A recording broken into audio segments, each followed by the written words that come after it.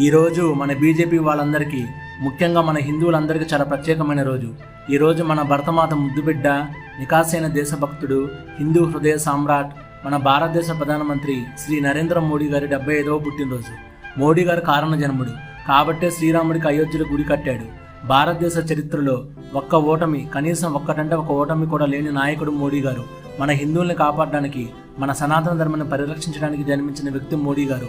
ఒక టీ అమ్ముకునే వ్యక్తి స్థాయి దగ్గర నుండి 12 ఏళ్ళు ముఖ్యమంత్రిగా, 11 ఏళ్ళు భారతదేశ ప్రధానమంత్రిగా, దేశ రాజకీయాల్లో తిరుగులేని నేతగా మోడీ గారు ఎదిగారు. ధర్మాన్ని నమ్ముకున్న వ్యక్తి మోడీ గారు. పరమ శివభక్తుడు మోడీ గారు. భారతదేశ ప్రజలు బాగుండాలని, భారతదేశం ప్రపంచంలోనే నంబర్1గా ఉండాలని ప్రధానమంత్రి అయిన రోజు నుండి మోడీ గారు కష్టపడుతున్నారు. భారత సైనికుల్ని ప్రేమించే వ్యక్తి, భారత సైన్యానికి గౌరవించే ఏకైక రాజకీయ నాయకుడు మన మోడీ గారు. ఆయన ఇలాంటి పుట్టినరోజులు మరిన్ని జరుపుకోవాలని, దేశానికి ఇంకొక 20 ఏళ్ళు ప్రధానమంత్రిగా ఉండాలని